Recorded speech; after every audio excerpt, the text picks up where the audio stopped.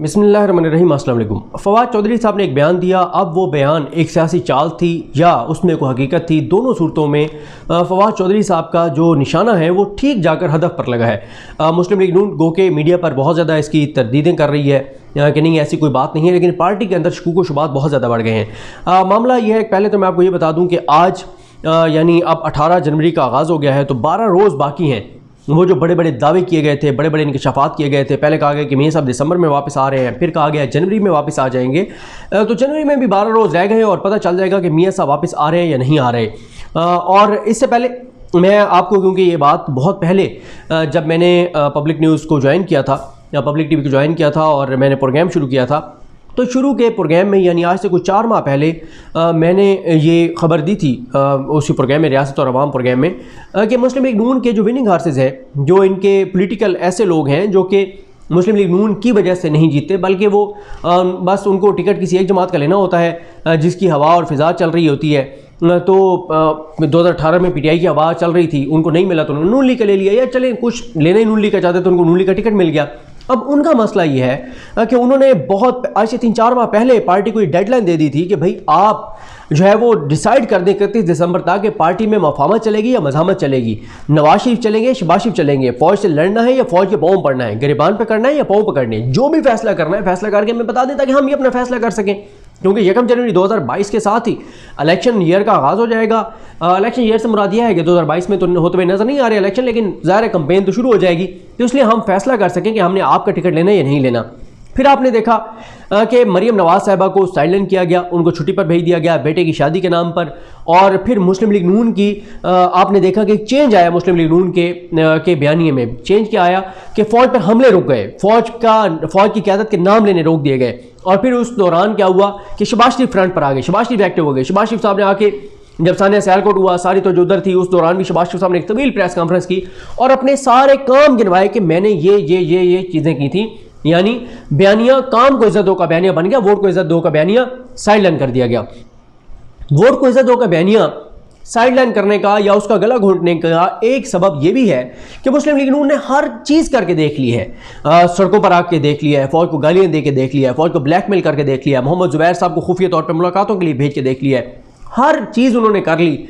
लेकिन उनको जब ये नज़र आ गया कि ना हम पार्लियामान के अंदर हुकूमत को शिकस्त दे पा रहे हैं, ना हम जो है वो सड़कों पर हुकूमत को शिकस्त दे पा रहे हैं, ना अवाम हमारे साथ है, और वो जो मोहम्मद जुबैर साहब को उन्होंने भेजा था ना, उसके बाद फिर क्योंकि उन्होंने हमले शुरू किए थे तो फ़ौज ने भी फिर खबर जारी कर दी थी कि जी बिल्कुल ये मिलने आए थे। तो इनको फिर ये एहसास हुआ कि हमने गलत किया है, ये फ़ौज पे हमले करके हमें वही दोबारा जो है वो रजू करना चाहिए जिस तरह से मोहम्मद जुबैर साहब गए थे, और अब हमें एक ही पैटर्न पे काम करना चाहिए। अब हमें फ़ौज पर हमले नहीं करने चाहिए, और अब आपको फ़ौज पर हमले नज़र भी नहीं आ रहे, फ़ौज का नाम भी नहीं ले रहे।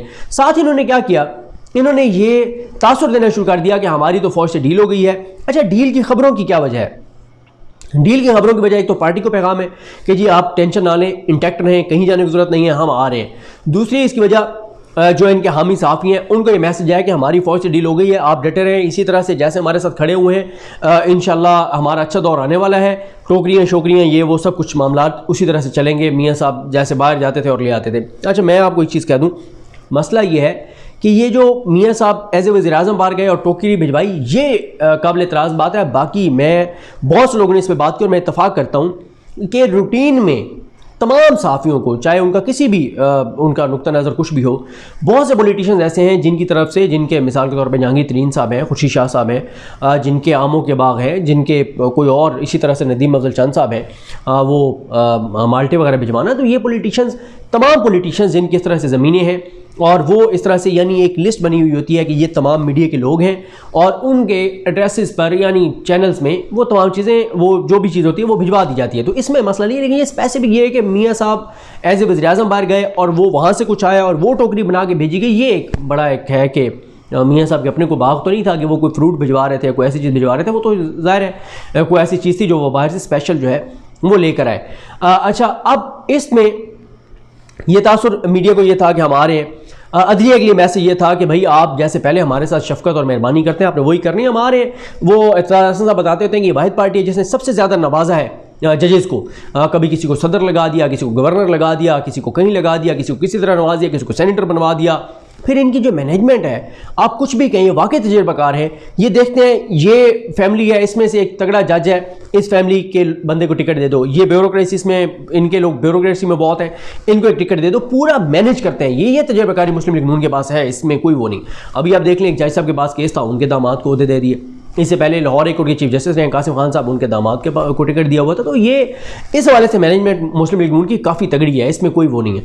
अच्छा, अब जब ये मुलाकातों का तासुर दे रहे थे, मैंने एक वज़ीर साहब से पूछा, बड़े तगड़े वज़ीर हैं, मैंने कहा ये बहुत दिन पहले, और मैं इसका पहले वीडियो में जिक्र भी कर चुका हूँ, टीवी चैनल पे भी जिक्र कर चुका हूँ। मैंने उनसे पूछा कि ये कह रहे हैं कि कोई डील शील हो रही है मुलाकातों की। मैंने एक शख्सियत का नाम भी लिया, मैंने कहा उनके बारे में है कि उनसे मुलाकात हुई है, तो यानी वो किसी के रिलेटिव हैं, टीवी चैनल पे भी हवाला दिया गया कि उनसे मुलाकात हुई है। तो उस वज़ीर साहब ने मुझे ये बताया, उन्होंने कहा जी बिल्कुल हमारे नोटिस में है, बिल्कुल उनसे मिल रहे हैं। और उनसे उन्होंने कहा तो हर हफ्ते उनके पास इनका कोई ना कोई बंदा जाता है, रूटीन में जाते हैं, यानी कोई ये नहीं है कि कोई डील के लिए आप जा रहे हैं। और मैं आपको ये भी बताऊं, ये भी हुकूमत को पता है कि बिल्कुल इदारे के लोगों के साथ भी मुस्लिम लीग नून के मुख्तलिफ लोग मिलते रहे हैं, मिल रहे हैं। ये हुकूमत के बिल्कुल नोटिस में है, ऐसा नहीं है कि हुकूमत के इल्म में नहीं है। मसला ये है कि हमारे जो इदारे हैं वो ज़ाहिर है हर किसी से मिलते हैं, लेकिन मिलने का ये मतलब तो नहीं है कि डील हो रही है। हमारे इदारे तो पाकिस्तान का सबसे बड़ा दुश्मन भारत है, हॉटलाइन पर उनके साथ भी बात होती है, भारत के साथ भी राब्ते रहते हैं। तो इसका ये मतलब नहीं होता कि किसी के साथ बात, इदारों की सबसे मुलाकातें होती हैं और ये खुद इदारों का मिन्नत तरला करके ये मिलने जाते हैं। तो इसका ये मतलब नहीं है कि कोई डील शील हो रही है, लेकिन ये उन मुलाकातों को ये तासुर दे रहे थे कि हमारी डील हो रही है। अब जब इनके लोग जो जा रहे थे वो भी आके बता रहे थे ये मुलाकात हुई है, ये हुआ है, वो हुआ है। अब क्या हुआ कि जब फवाद चौधरी साहब ने ये बात कही कि ये जो मुलाकातें करने जा रहे हैं, ये तो वहाँ जाकर कह रहे हैं कि छोड़ें मियां नवाज शरीफ को, हमारे बारे में सोचें। इस चीज़ ने बहरहाल पार्टी के अंदर कोहराम ज़रूर बर्पा कर दिया। उसकी रीज़न ये है कि ये बात पार्टी के अंदर हुई है पहले भी, कि क्योंकि एक तासुर है, हकीकत है ये नहीं है, अल्लाह की ज़ात बेहतर जानती है, एक तासुर है कि इस्टेब्लिशमेंट ये समझती है कि हम मुस्लिम लीग नून के ख़िलाफ़ नहीं है। मुस्लिम लीग नून एक रियलिटी है, एक पार्टी है, उसके अंदर लोग हैं, तो मुस्लिम लीग नून के ख़िलाफ़ हम नहीं है। लेकिन जो बयानिया है नवाज शरीफ का, जो उनकी बेटी का बयानिया है, एंटी पाकिस्तान, एंटी इस्टेब्लिशमेंट से मुराद यह है कि फ़ौज को तकसीम करो, फ़ौज के जवानों को और क़यादत में तकसीम पैदा करो। वो जो पाकिस्तान के दुश्मनों का पाकिस्तान की फ़ौज के बारे में एजेंडा है कि पाकिस्तान के अवाम को पाकिस्तान की फ़ौज के खिलाफ कर दो, जो ये बाहर जाकर मुलाकातें करते हैं, जो ये मीडिया सेल चलाते रहे हैं, जो ये सोशल मीडिया सेल चलाते रहे हैं, जो पाकिस्तान की फ़ौज के खिलाफ ट्रेंड्स बनवाते रहे, जो डॉन लीक्स करते रहे, डॉन लीक्स 2 करते रहे, इन तमाम चीज़ों पे इदारे को एतराज़ है। वो ये कहते हैं कि पार्टी रहे लेकिन इन चीज़ों से निकलें। तो जहाँ पे पहले ये परसेप्शन थी कि माइनस नवाज शरीफ, ये तासुर है कि इदारे चाहते हैं कि माइनस नवाज शरीफ मुस्लिम लीग नून आए आगे और बिल्कुल वो सियासत करें अपनी, यानी कोई हुकूमत देने की बात नहीं हो रही, सियासत करने की बात हो रही है। सियासत करें लेकिन पाकिस्तान के खिलाफ नहीं, पाकिस्तान की फ़ौज के खिलाफ नहीं, बैरूनी एजेंडा नहीं, दुश्मन का एजेंडा नहीं। क्रिटिसाइज करें, इदारों को भी करें, हुकूमत को भी करें, सब कुछ करें, लेकिन ये काम ना करें कि बाहर से किसी के साथ साजबाज करके, डील करके। नवाज शरीफ साहब ने क्योंकि लंदन में रहना है तो वो MI6 और फलां और बाहर की सारी कुव्वतों के साथ मामला तय करके और कहेंगे जी आप मुझे हुक्म करें, मुझे यहाँ रखें, मैं डिलीवर करूँगा, मेरी पार्टी आप जो कहेंगे पाकिस्तान में इंतशार करेगी, पैदा करेगी। ये नहीं हो सकता। तो अब जब मुस्लिम लीग नून और मरीम नवाज और नवाज शरीफ को ये बात पहले से पता है कि ये एक तासुर है कि इस्टेब्लिशमेंट ये चाहती है कि माइनस नवाज शरीफ, और जब फवाद चौधरी साहब ने ये बात की तो उनका शक और पुख्ता हुआ। अच्छा, अब इससे पहले ख्वाजा आसिफ साहब कह चुके हैं कि मुस्लिम लीग नून में 5 उम्मीदवार हैं वज़ीर आज़म के, और ये कंफर्म होना, ये तय होना चाहिए कि कौन वज़ीर आज़म का उम्मीदवार होगा। शाहिद खान अब्बासी साहब ने कहा जी तय हो गया है कि शहबाज शरीफ जो है वो वज़ीर आज़म के उम्मीदवार होंगे। मोहम्मद ज़ुबैर साहब ने कहा नहीं ऐसा कोई फैसला नहीं हुआ। अच्छा, फिर साथ ही मैंने आपको बताया डील की खबरें हो गई, सारी हो गई। अब मसला यह है कि एक बात यह भी है कि वो 4 बंदे कौन हो सकते हैं। ये जो फवाद चौधरी साहब कह रहे हैं कि पहली लाइन में वो बैठते हैं, पहली लाइन में कौन कौन बैठता है? पहली लाइन में शहबाज शरीफ साहब बैठते हैं, उनके साथ ख्वाजा आसिफ साहब बैठते हैं, ख्वाजा आसिफ साहब के साथ जो है वो एहसन इकबाल साहब बैठते हैं, एहसन इकबाल साहब के साथ शाहिद खान अब्बासी साहब बैठते हैं, और आगे जिस लाइन में वो बिलावल भुट्टो और फिर आसिफ अली जरदारी साहब और बाकी लोग बैठते हैं पहली लाइन में, उस साइड पे अयाज सादिक साहब बैठते हैं। अब ये वो लोग हैं जो पहली लाइन में बैठते हैं, इन्हीं में से ज़ाहिर कोई होगा। राना सनौल्ला, शाहिद खान अब्बासी साहब, राना सनौल्ला साहब, ख्वाजा आसिफ साहब, अयाज सादिक साहब, ये लोग हैं, एहसन इकबाल साहब, और ये लोग हैं शहबाज शरीफ साहब जो पहली लाइन में बैठते हैं। अब इनमें से किसकी किन 4 की तरफ फवाद चौधरी का साहब का इशारा था? क्योंकि पहले जब ये डील की खबरें दे रहे थे और ये मुलाकातों की तरदीद नहीं कर रहे थे पहले, हालांकि नवाज शरीफ साहब ने कैटेगोरिकल कहा था कि अब इस्टेब्लिशमेंट से कोई नहीं मिलेगा, फौज से कोई नहीं मिलेगा, लेकिन इन्होंने क्या काम शुरू कर दिया? अब ये कहते थे कि मुलाकातें हुई हैं, हमारे मामला तय हो रहे हैं, ये खुश होकर बता रहे थे। अब जब ये पहले खुद ही ये तासुर दे चुके हैं कि हमारे मामला तय हो रहे हैं और ये खुद ही तासुर दे चुके हैं कि हमारी मुलाकातें हुई हैं, और इस दौरान फवाद चौधरी साहब का ये बयान, उससे मरियम साहबा को ये मैसेज गया कि अच्छा ये बिल्कुल हो सकता है, क्योंकि उन्हें पता है, क्योंकि मैं आपको ये भी बताऊं, पहले इनसे बड़े शदीद तहफ़्फ़ुज़ात हैं ख्वाजा साद रफ़ीक साहब को और शाहिद खान अब्बासी साहब वगैरह को। मेरा ख्याल है ये इन तीन में से एहसन इकबाल साहब, शाहिद खान अब्बासी साहब और ख्वाजा साद रफ़ीक, एहसन इकबाल और शाहिद खान अब्बासी, इन तीन में से दो हैं जो कि जेल में थे या तीनों जेल में थे जब नवाज शरीफ साहब यहाँ से इलाज के नाम पे बाहर गए हैं। कोई इनसे मुशावरत नहीं की गई, कोई इनसे नहीं पूछा गया और इन्होंने बड़ा इजहार नाराज़गी किया था। एक वो वाला मामला, कुछ लोग इनमें से कुछ उस वक्त जेल में थे शायद वो, और दूसरा जब इन्होंने ये आर्मी चीफ की एक्सटेंशन वाला जो वोट दिया था उस पर भी इनमें से कुछ के साथ मुशावरत नहीं की गई थी और उन्होंने बड़ा माइंड किया था कि भाई हम आपके से भुगत रहे हैं, आप इतने बड़े बड़े फैसले करते हैं, क्योंकि मियाँ साहब बाहर चले गए हैं तो वो वहाँ से बैठ के फैसले कर रहे हैं, तो आप जो है वो कोई भी आप यानी वो नहीं कर रहे कि आप मशवरे कर लेते हैं, हम आपकी वजह से भुगत रहे हैं। तो ये चार लोग जो हैं इनमें से ये पहली लाइन में यही बैठते हैं, यही वज़ारत उज़्मा के उम्मीदवार हैं, इनके अलावा कोई वज़ीर-ए-आज़म का उम्मीदवार नहीं है। एक और वज़ीर-ए-आज़म के उम्मीदवार बहरहाल है, वो है ख्वाजा साद रफ़ीक साहब, और वो इस तरह का एक बयान भी दे चुके हैं मेहर बुखारी साहबा के प्रोग्राम में। वो बयान मुझे याद नहीं, वो इसी तरह का था जो उसमें उन्होंने कोई कमेंट करने से इनकार किया था कि आखिर शरीफ ही क्यों। अच्छा, इनके अंदर ये भी हो सकता है कि नवाज शरीफ साहब तायात नायल हैं, मरियम अभी कन्विक्टेड हैं, वो तो बन नहीं सकती वज़ीर-ए-आज़म, दोनों नहीं बन सकते।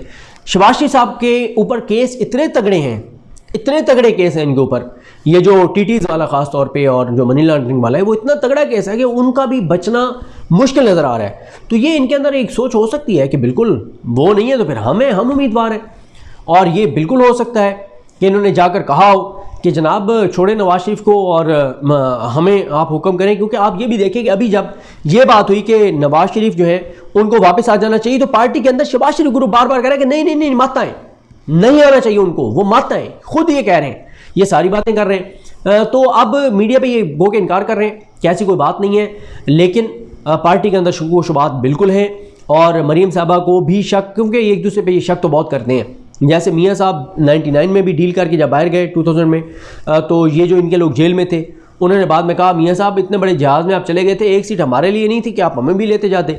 और मियाँ उधर ये बताया गया कि जनाब मियाँ साहब ने कहा कि मैं अभी आ रहा हूँ, और पता ये चला अगले दिन कि वो मियाँ साहब तो जद्दा पहुँच गए हैं। जो जेल के अंदर जेल में इनके साथ थे, ये उनको उसी तरह से जैसे वो माँ बाप जो है ना वो जा रहे हों कहीं पे मेहमान, कहीं पे रिश्तेदारों के घर 5-6 दिन के लिए, बच्चों को यही बताया जाता है कि ये बस डॉक्टर के पास जा रहे हैं टीका लगवाने और अभी आ रहे हैं। तो मियाँ साहब यही कह गए थे मैं बस ये टीका शीका लगवाने जा रहा हूँ और अभी आ रहा हूँ, और उसके बाद मियाँ साहब 7 साल तक नहीं आए थे। तो ये अभी भी इसी तरह से जो है वो बेवकूफ़ बना रहे हैं अपनी पार्टी को। और ज़ाहिर पार्टी के अंदर ये है कि भाई जब आपने इदारों पर हमले करने होते हैं तो आप हमें इस्तेमाल करते हैं, और जब कोई डील लेने की बात आती है आप अपने जो है वो सेट करते हैं मामला, तो हम क्यों ना करें।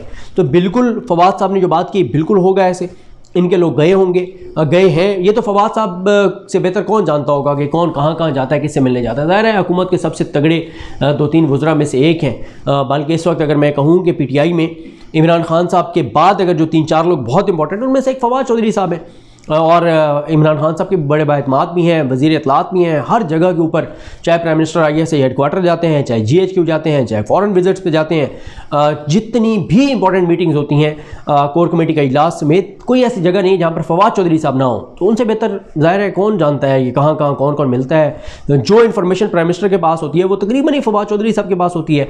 तो बहरहाल फवाद साहब का ये जो बयान है ये ठीक जाके और तीर निशाने पर लगा है, और नून लीग में बड़े खदशात हैं और शुबात हैं, और अब वो जो डील की खबरें दे रहे थे उनके अपने गले पड़ गई हैं। जाते जाते एक और चीज़ पे बात कर ले। ये जो एक जो पेमरा ने एक नोटिफिकेशन किया है जिसमें उसने चैनल्स को कहा है कि जो है वो जो बशीर मेमन साहब उनको नाम बोला है, ये बड़ा ही गलत नोटिफिकेशन है, क्योंकि ये नोटिफिकेशन आप देखेंगे अगर ये अदालत में चैलेंज हुआ अदालतें इसको उड़ा देंगी, और एक बार फिर सुबकी का सामना करना पड़ेगा हुकूमत को भी और पेमरा को भी। ये नोटिफिकेशन करने की ज़रूरत नहीं थी, क्योंकि वो जो है वो इनके ऊपर इस तरह से पाबंदी नहीं लगा सकते। इससे फिर यही हुकूमत को भी नुकसान होता है, तासुर जाता है कि जी वो हुकूमत पर तनकीद कर रहे थे, हुकूमत के हवाले से बात कर रहे थे, तो इसलिए उन पर पाबंदी लगवाने की कोशिश की गई। इससे उनकी रेटिंग मजीद बढ़ेगी, उनको फ़ायदा होगा, उनको नुकसान नहीं होगा, और नुकसान हुकूमत को और पैमरा को होगा। पैमरा को बहरहाल ये नोटिस नहीं करना चाहिए था, ये नोटिफिकेशन नहीं करना चाहिए था। पैमरा के जो करने के काम है पैमरा को वो करने चाहिए। आज तक जितनी फेक न्यूज़ हैं, चाहे वो नजम सेठी ने वो जो इंतशार की बात की है सारे करें, उसके ऊपर तो पैमरा से कुछ होता नहीं है।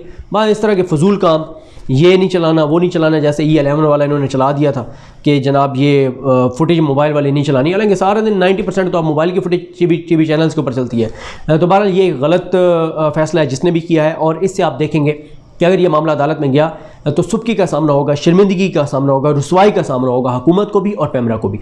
मुझे अपनी दुआ में याद रखें। अल्लाह करीम हम सब का हामी नासर हो। अल्लाह हाफिज़।